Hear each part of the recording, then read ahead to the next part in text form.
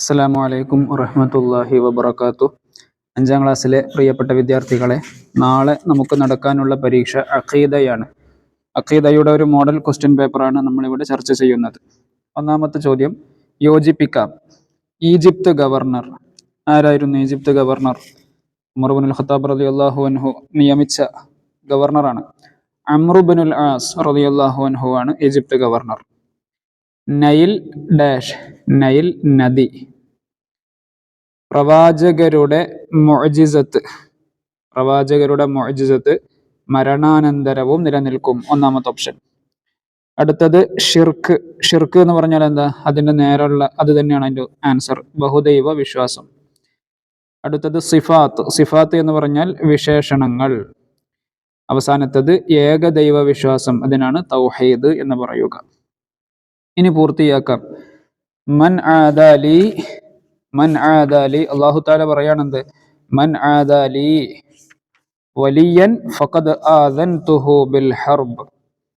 മൻ ആദാലി വലിയൻ ഫഖദ് ആദൻതുഹു ബിൽ ഹർബ്. എൻ്റെ വലിയനോട് ആരെങ്കിലും ശത്രുത കാണിച്ചാൽ അവനോട് ഞാൻ യുദ്ധം പ്രഖ്യാപിച്ചിരിക്കുന്നു. അപ്പൊ അത് ഫില്ലാക്കാനാണ്. ഇനി അടുത്തത്, വഇൻ കാനല്ലാഹു യുജ്രീകി ഫഅസ്അലുൽ വാഹിദൽ ഖഹാർ. ഉമർ ഇബ്നുൽ ഖത്താബ് റളിയല്ലാഹു അൻഹു ആ നൈൽ നദിക്ക് എഴുതിയ കത്തിനെ കുറിച്ച് പറയുന്ന ഭാഗമുണ്ടല്ലോ, അവിടെ വഇൻ കാനല്ലാഹു യുജ്രീകി ഫഅസ്അലുല്ലാഹൽ വാഹിദൽ ഖഹാറ അൻ യുജ്രിയകി. അടുത്തത്, ചൂടിന് പകരം തണുപ്പും സ്വസ്ഥതയും സമാധാനവുമായിരുന്നു തീ ഇബ്രാഹിം നബി അലൈഹിസ്സലാമിന് നൽകിയത്. അവിടെ ഇബ്രാഹിം നബി അലൈഹിസ്സലാമിന് തീയിലിട്ട സംഭവം പറയുന്നുണ്ടല്ലോ അവിടെ, മുഅ്ജിസത്ത് എന്നുള്ള പാഠത്തിൽ. അടുത്തത്, ഭൂമിയേക്കാൾ എത്രയോ ഭീമാകാരമായ ഗോളങ്ങളാണ് നക്ഷത്രങ്ങൾ, ഓരോ നക്ഷത്രവും. അടുത്തത്, വലിയ എന്ന പദത്തിന്റെ ബഹുവചനമാണ് ഔലിയാക്കന്മാർ എന്നുള്ളത്. ഇനി മുഅ്ജിസത്തിന് ഓരോ ഉദാഹരണം എഴുതാം. നമ്മുടെ നബി സല്ലല്ലാഹു അലൈഹി വസല്ലമയുടെ മുഅ്ജിസത്തിന് ഒരു ഉദാഹരണം ഏതാ? ഖുർആൻ. മൂസാ നബി അലൈഹിസ്സലാമിന്റെ മുഅ്ജിസത്തിന് ഉദാഹരണം ഏതാ? വടി. താഴെയിട്ടാൽ പാമ്പാകും, കയ്യിലെടുത്താൽ വടിയാകും. ഇനിയോ ഈസാ നബി അലൈഹിസ്സലാമിന്റെ മുഅ്ജിസത്ത് മരിച്ചവരെ ജീവിപ്പിക്കുക. ഈസാ നബി അലൈഹിസ്സലാമിന്റെ ഒരു മുഅ്ജിസത്താണ്. അതുപോലെ വെള്ളപ്പാണ്ട് രോഗികളുടെ അസുഖം മാറ്റുക, അതൊക്കെ ഈസാ നബി അലൈഹിസ്സലാമിന്റെ മുഅ്ജിസത്തിൽ എണ്ണിയതാണ്. അടുത്തത് വ്യക്തമാക്കാം.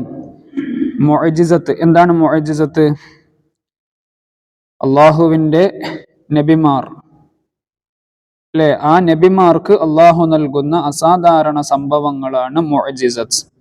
അപ്പൊ അംബിയാ മുർസലീങ്ങളായ ആളുകൾക്ക് അള്ളാഹു തആല നൽകുന്ന അസാധാരണ സംഭവങ്ങൾക്കാണ് മുഅ്ജിസത്ത് എന്ന് പറയുക. ഇനി അടുത്തത് ഏതാ? ഇബാദത്ത്. എന്താണ് ഇബാദത്ത് എന്ന് പറഞ്ഞാൽ? അങ്ങേയറ്റം ആദരവും ഭയഭക്തിയും ഉൾക്കൊണ്ട് പരമാവധി താഴ്മ ചെയ്യലാണ് ഇബാദത്ത്. അങ്ങേയറ്റം ആദരവും ഭയഭക്തിയും ഉൾക്കൊണ്ട് പരമാവധി താഴ്മ ചെയ്യലാണ് ഇബാദത്ത്. ഇനി അടുത്തത് എന്താണ്? കറാമത്ത്. കറാമത്ത് എന്ന് പറഞ്ഞാൽ ഔലിയാക്കളിലൂടെ പ്രകടമാകുന്ന അസാധാരണ സംഭവങ്ങൾക്ക് കറാമത്ത് എന്ന് പറയുന്നു. ഇനി അടുത്തത്, ആരാണ് അംബിയാ മുർസലുകൾ?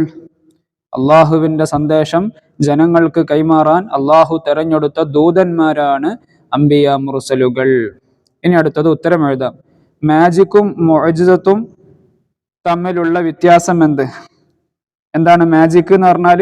അസാധാരണ സംഭവമാണെങ്കിലും അത് പഠിച്ചവർക്കെല്ലാം അത് അവതരിപ്പിക്കാൻ കഴിയും. എന്നാൽ മുഅ്ജിസത്ത് അംബിയാ മുർസലുകൾക്ക് മാത്രമേ പ്രകടിപ്പിക്കാൻ കഴിയൂ. അതാണ് മുഅ്ജിസത്തിന്റെ പ്രത്യേകത. മാജിക് ചിലപ്പോൾ പൊളിയാനും സാധ്യതയുണ്ട്, പക്ഷെ മുഅ്ജിസത്ത് അങ്ങനെയല്ല. ഔലിയാക്കൾ എന്ന് പറയുന്നു ആർക്കാണ് ഔലിയാക്കൾ എന്ന് പറയുക? അള്ളാഹുവിനെ സാധ്യമാകും വിധം മനസ്സിലാക്കുകയും സൽക്കർമ്മങ്ങളിൽ മുഴുകുകയും തെറ്റുകളിൽ നിന്ന് വിട്ടുനിൽക്കുകയും ചെയ്യുന്നവരാണ് ഔലിയാക്കൾ. ഇനി അടുത്തത് ക്രമത്തിലാക്കാം. മഹാത്മാക്കൾക്ക് ഉണ്ടാകുന്നതാണ് ജീവിതകാലത്തെന്ന മരണാനന്തരവും പോലെ കറാമത്തുകൾ. ഇത് ഡിസോർഡർ ആയിട്ടാണുള്ളത്, ഇത് നമ്മൾ ഓർഡർ ആക്കണം. എന്താണ്?